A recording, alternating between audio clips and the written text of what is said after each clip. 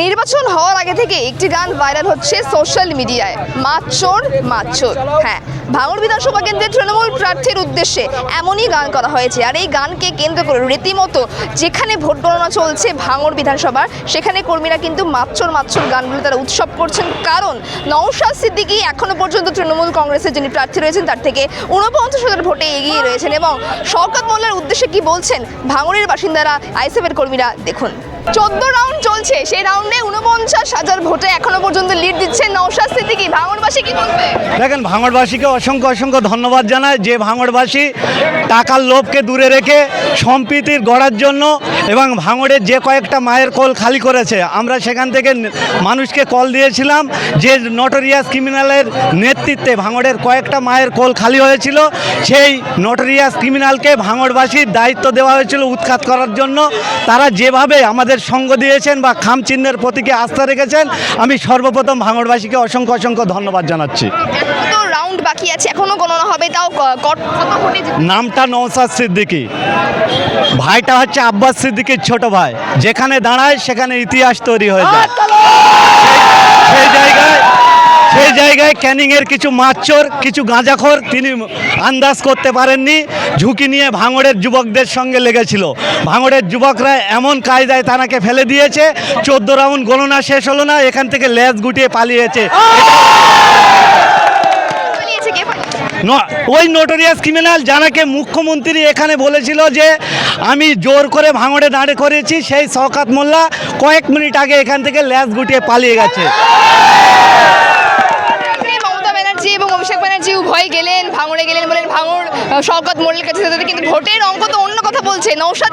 একদম একদম, আপনার মিডিয়া দ্বারা আমি বাংলার মানুষকে অবগত করছি যে মমতা বন্দ্যোপাধ্যায়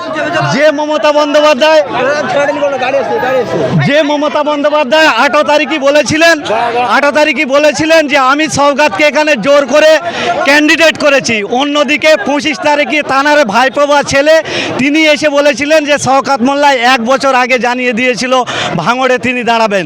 তাহলে এই মমতা বন্দ্যোপাধ্যায় আর এই অভিষেক বন্দ্যোপাধ্যায় দুজন আর কেউ না কেউ মিথ্যা কথা বলছেন। তাই বাংলার মানুষ আজকের মিথ্যাবাদীদের যোগ্য জবাব দিয়েছেন, এই সরকারটাকে উঠিয়ে দিয়েছে। এর জন্য বাংলার মানুষকে আমি অসংখ্য ধন্যবাদ জানাচ্ছি। আপনারা আশাবাদী ছিলেন যে ভাঙড় থেকে নওশাদ সিদ্দিকী এত সংখ্যক ভোটে, এখনো যদিও রাউন্ড শেষ হয়নি, রাউন্ড বাকি আছে, সবে 14 রাউন্ডে 49,000 ভোটের লিড দিচ্ছে। দেখুন, আমরা জোড়া ফুলের প্রতীক নিয়ে আমরা দলটা করেনি কো, বা সাম্প্রদায়িক বিজেপির মতন পদ্ম ফুল নিয়েও আমরা দল করেনি। আমরা মানুষকে কল দিয়েছিলাম, মানুষ নির্বিঘ্নে আমাদেরকে আশীর্বাদ করেছেন। আমরা আশাবাদী ছিলাম যে নওশাদ সিদ্দিকী যেভাবে তার রাজনৈতিক জীবনদশায় 5 বছরে মানুষের জন্য যেভাবে পারফরমেন্স করেছে, মানুষের আমাদের পূর্ণ আস্থা ছিল। মানুষ আজকের তাদের মূল্যবান ভোটটা দিয়ে ভাঙড় সহ পশ্চিমবঙ্গের নিপীড়িত অসহায় বঞ্চিত মানুষের কণ্ঠস্বর করে দ্বিতীয়বারের জন্য বিধানসভার অভ্যন্তরে নওশাদ সিদ্দিকীকে পাঠাচ্ছে। এটা ভাঙড়ের মানুষের কৃতিত্ব। এই ভাঙড়ের ঋণকে আমরা কোনোদিন শোধ করতে পারবো না কো, এতটুকু আপনাকে জানাচ্ছি।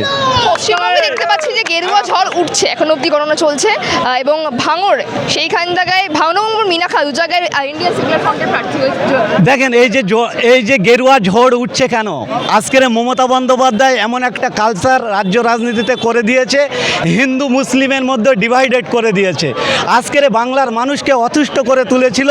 বাংলার মানুষ এদের হাত থেকে নিস্তার পাওয়ার জন্য কোনো একটা রাজনৈতিক প্রতীককে তারা বেছে নিয়েছে আজকের। তাই আমার ব্যক্তিগত মত জানাচ্ছি, তাই গেরুয়া প্রতীককে তারা আজকের চিহ্নিত মনের চিহ্ন বলে তারা করেছে। কেবলমাত্র এই মমতা বন্দ্যোপাধ্যায় এবং অভিষেক বন্দ্যোপাধ্যায় যে রাজক্ষমতা নিয়ে অপব্যবহার করে হিন্দু মুসলিম ডিভাইডেড করার চেষ্টা করেছিল, তার বোনা বিষে আজকের তাকেই ক্ষতিগ্রস্ত হতে হলো। এটাই হচ্ছে বাংলার মানুষ।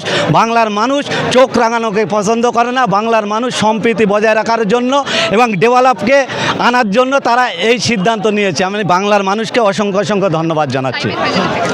ভাইজানের থেকে চাইব, ভাইজানের থেকে আমাদের এক্সট্রা কিছু চাওয়ার নেই। আজকের বাংলায় 294টা বিধায়ক আছে, একমাত্র ভাঙড়ের বিধায়ক তিনি অন স্টেজে দাঁড়িয়ে তিনি দেখিয়ে দিয়েছে যে আমার খাত থেকে, আমার লাইটের টাকা থেকে আমি কতটা কোথায় খরচা করলাম, আর আমার যে টাকাটা ব্যক্তিগত রাজনৈতিক ভাবে যারা আক্রমণ করে টাকাটা দেয়নি, এই নওশাদ সিদ্দিকী, আব্বাস সিদ্দিকীর ভাই, তিনি বাড়ির থেকে টাকা এনে ভাঙড়ের মানুষের কাছে দিয়েছে। তাই ভাঙড়ের মানুষের হৃদয়ে নওশাদ সিদ্দিকীর ভালোবাসা আর খামচিহ্নের প্রতীকের ভালোবাসা অটুট হয়ে আছে, ছিল, আগামী দিনে থাকবে বলে আমরা মনে করছি। শওকত মোল্লা যখনই বেরোচ্ছেন তিনি কাউন্টিং জায়গা থেকে বলছেন যে আমি লিড দিচ্ছি, আমি জিতবো, আমি এখনো পর্যন্ত বলছেন তিনি জিতবেন, কি বলবেন? দেখেন, আমরা শুধু দেখেছি পশ্চিমবঙ্গে যেখানে যেখানে এই যে বিধানসভা কন্টেস্ট হয়েছে, ভাঙড় 148 বিধানসভায় সব থেকে বেশি ক্যান্ডিডেট, 20টা মতো ক্যান্ডিডেট। আপনি নির্দলকে গিয়ে জিজ্ঞাসা করবে, সেও বলবে যে আমি জিতবো। শওকত মোল্লা আমাদের কাছে নির্দল প্রার্থী ছিল। তিনি যে এত ভোটে মার্জিনে হেরেছে, তিনি যে প্রভাব দেখাতো, অবজারভার হয়েছিল, তিনি নাকি রাজ্য সাধারণ সম্পাদক, আজকের নওশাদ সিদ্দিকীর নেতৃত্বে আর আমাদের মতন খুদে খুদে যুবকদের ঠেলায় তিনি মৌখালি পালিয়ে গেছে। এটা হচ্ছে ভাঙড়ের মানুষের কৃতিত্ব।